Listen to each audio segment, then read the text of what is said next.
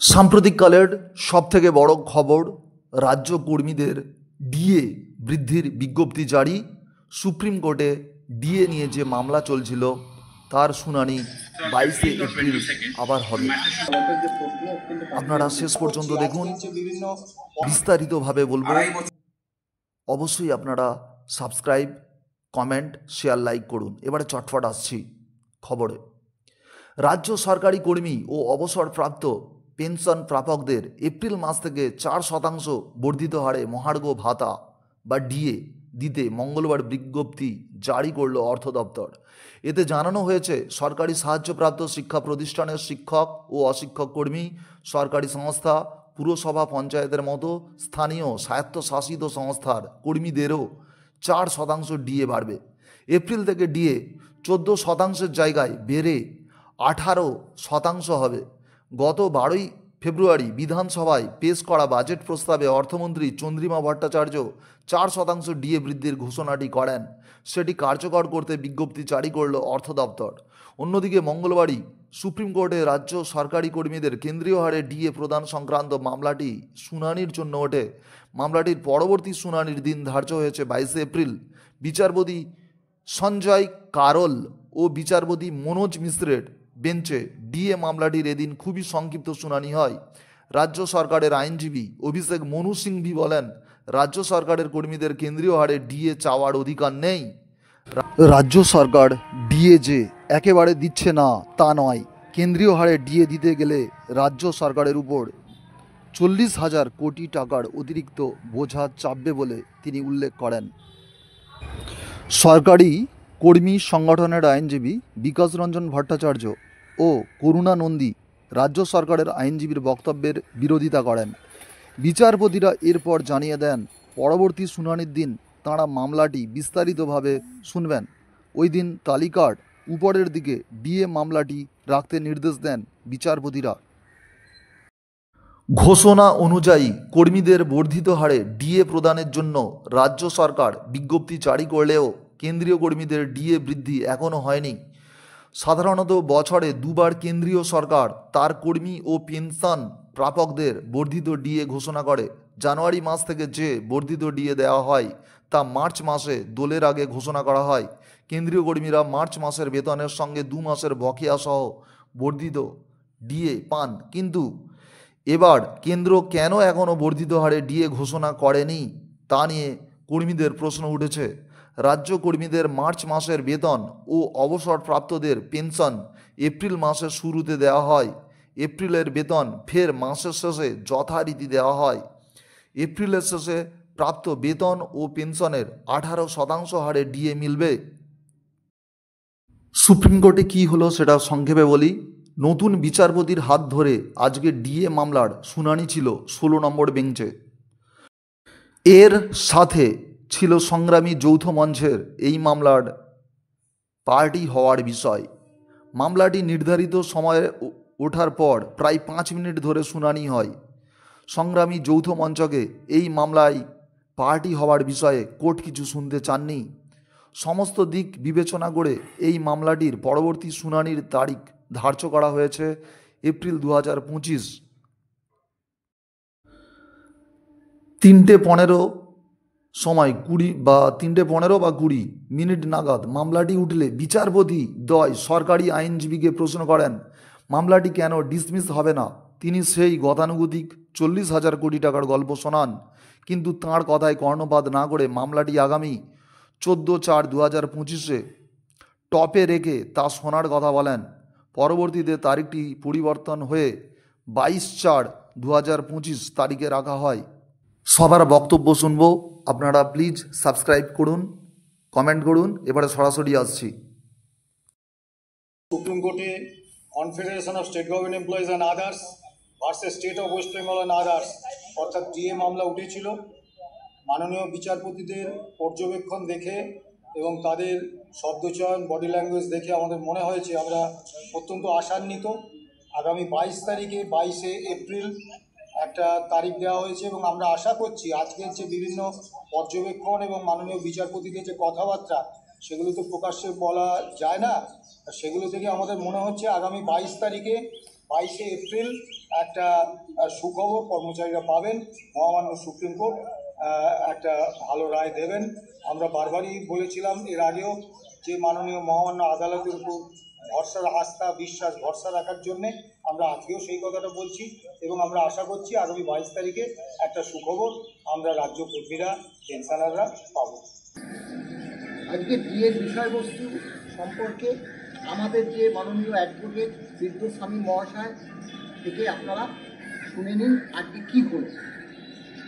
আজকে বিয়ে ম্যাটারটি একেবারে শেষের দিকে উঠেছিল এবং অত্যন্ত পার্টিনেন্টলি আজকে শুনানি হয়েছে কী বলা যায়। তার কারণ আদালতের যে প্রশ্ন অত্যন্ত পার্টিনেন্ট প্রশ্ন ছিল। যে মামলাটি করেছিল 6 বার রাজ্য সরকার হেরেছে স্যাট এবং ক্যালকাটা হাইকোর্টে। আশা করি যে রায় Calcutta high court as well as SAT দিয়েছে সেই রায়টি সুপ্রিম কোর্ট আপেল করবে। রাজ্য সরকারি কর্মচারীরা তাদের যে আইনসঙ্গত ন্যায্য অধিকার সেটা আশা করি এরাও বুঝতে পারবেন এবং আগামী দিনে টপ অফ লিস্টে থাকবে। কিছুটা আমরা ভরসা রাখছি এবার। They've given a short date, a very short date. So on 15th or 22nd, the matter should be taken up. It's a very short matter actually. Should be over within half an hour, 1 hour time on that day.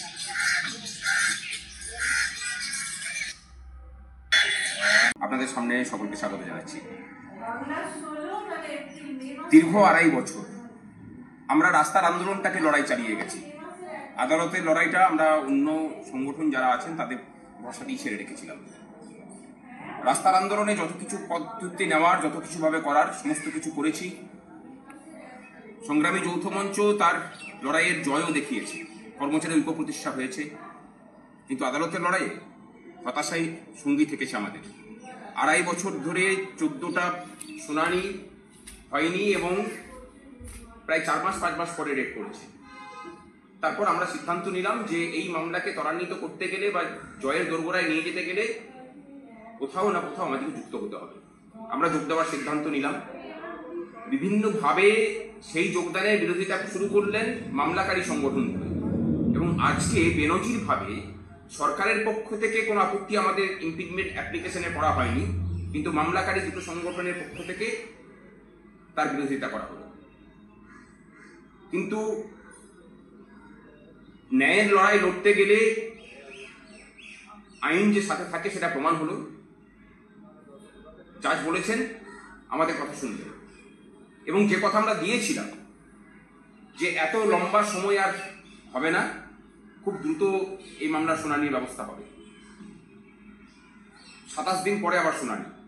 দীর্ঘ 2.5 বছরের যে tradition চলছিল প্রায় 2 মাস 3 মাস 4 মাস 5 মাস পরে date পড়ার, সেটাকে অন্তত ভাঙা গেছে। মামলা টপ অফ দ্য লিস্টে থাকবে এবং মানে উপরের দিকে থাকবে। একটাই কথা বলার, যে কথা আমরা বলেছিলাম যে মামলাকে ত্বরান্বিত করা, সেটা দ্রুত শুনানির ব্যবস্থা করা, আমরা ব্যবস্থা করব যেভাবেই হোক। কাজ কিন্তু আমরা করেছি। আর পরের দিন আমাদের আইনজীবীদের যে প্যানেল থাকবে আপনাদের সহযোগিতায়, সেখানে সর্বশক্তি নিয়োগের বিষয়টাই পরিলক্ষিত হবে। অপেক্ষা করুন। কথা দিচ্ছি আদালতের লড়াইয়েও সংগ্রামী যৌথ মঞ্চ যেভাবে অপ্রতিরোধ্যভাবে এগিয়ে চলেছে, এক্ষেত্রেও তার ব্যত্যয় হবে না। এই মামলাতেও কর্মচারী পক্ষ জিতবে। তাতে বিরোধিতা যেই করুক না কেন, সেটা সরকারি হোক বা কর্মচারীদের দেশে অন্য কোনো প্রতিপক্ষ তৈরি হোক, লড়াইয়ে আমরা আছি এবং আমরা জয় ছাড়া অন্য কিছু বুঝি না। এই মামলাতেও আমরা জিতবে পশ্চিমবঙ্গের পেনশনাররা, পশ্চিমবঙ্গের শিক্ষক কর্মচারীরা। ভালো থাকবেন সকলে, সাথে থাকুন, দেখা হচ্ছে। তখন ভাবা যায়নি যে এতদিন এই লড়াই টানতে হবে। আমি শিক্ষার্থী ঐক্য মঞ্চের সাধারণ সম্পাদক কিঙ্কর অধিকারী। আমার সঙ্গে রয়েছেন ইউনিটি ফোরামের অন্যতম আহ্বায়ক দেবকী হালদার মহাশয়। আপনারা জানেন যে সুপ্রিম কোর্টে যে ডিএ মামলা চলছে, সেই ডিএ মামলাতে যে আমাদের কেস চলছে, সেই মামলাতে একটা পক্ষ হিসেবে রাজ্য সরকারি কর্মচারী, শিক্ষক, সমস্ত যে রাজ্য সরকারি কর্মচারী রয়েছে তাদের হয়ে যে লড়াইটা লড়ছেন, তাদের মধ্যে অন্যতম সংগঠন ইউনিটি ফোরাম, অন্যান্যরাও রয়েছে। তো আমরা বিগত দিনেও এই মামলার জন্য আমাদের যে সামর্থ্য সেই অনুযায়ী আমরা 25,000 টাকা আমি দান করেছিলাম এর জন্য আইনি লড়াইয়ের জন্য। আজকে আমরা চেক তুলে দিলাম এই দেবপ্রসাদ হালদারবাবুর হাতে। That was on not this. At statement making I'm making at the bar. That had nothing to do with this. That's grateful. Grateful.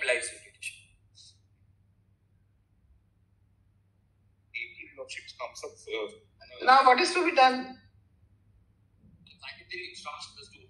I am Lordship. I am appealing for the SSC.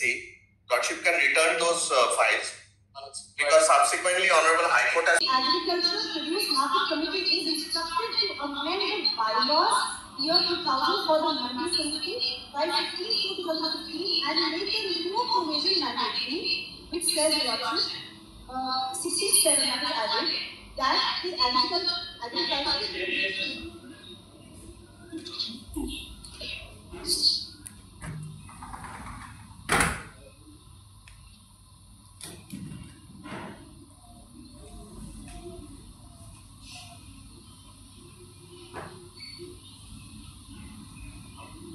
It says 67 that the agricultural produce barley, wet and dry, is a perishable commodity which comes under the category of chutneys, spices and other items under Schedule 10 of Section 1A of the Agricultural Produce Market Act. Apart from the system, apart from the systems described in the above provision of this dialogue of the Agricultural Produce Market Committee, marketing, public sale operations of the notified agricultural produce can also be regulated. So it is an alternative What is that he has done? Can also be regulated through suitable alternate transfer systems such as representative commission agent in the same manner as is provided in the provisions of the bylaw 2000 for marketing fruits and vegetables, but nothing in this alternative shall make the agricultural produce garlic, wet and dry deemed to fall under Schedule 7 fruit or Schedule 8 vegetable of Section 1A of the Market Act. In case the committee fails to amend the bylaws of 2000 as per the above within the specified period, the said amendments of the bylaws of 2000 shall be deemed to have been made by the Multi-Committee as per the provisions of the NPPC required Multi Act or the rules therein thereafter, and therefore the said amendments shall be binding on the Multi-Committee for so and so. No, therefore what is that he has done? He has done that the garlic, wet and dry, has been brought into the category of vegetable. Lordship, what he has done is, there are two systems. He has given an alternate system as far as garlic is concerned, that can also be auctioned in the open market. How could he do? Because this is until the schedules are made. But Dr. Lordship, the schedule, he is not here, the British text says he is not aggregate in the schedule. He is only saying that the mechanism that is developed, that is used to sell. We have been asking you this. Does he have the power to regulate the schedule? Not the schedule. If he does not have the power to regulate the schedule, then the schedule categorically describes that the garlic, wet and dry is distinct and different from vegetable. So the distinction, the reason behind this is because Whatever garlic. may be reason, whatever object we are not The reason is it's a perishable product. What the manufacturer has done is he has said that the system of auctioning garlic like we auction regular fruits can also be used so that garlic doesn't get wasted. The farmers don't waste their produce. So with that intention, just not eating. So he's not bringing under the schedule. He's only saying that this system, this manual system can be utilized to sell garlic also. That is what is CZ saying. He's not saying bring it under 10. He's not saying bring it under 7 or 8. What he's saying is that products which are sold under 7 and 8 because they are also perishable and garlic is a perishable product. Therefore,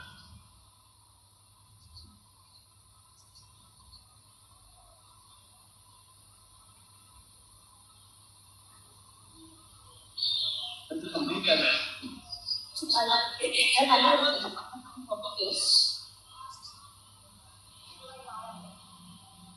So, including one thing, maybe the day after tomorrow, we'll see some Friday. You will get us copies of the act.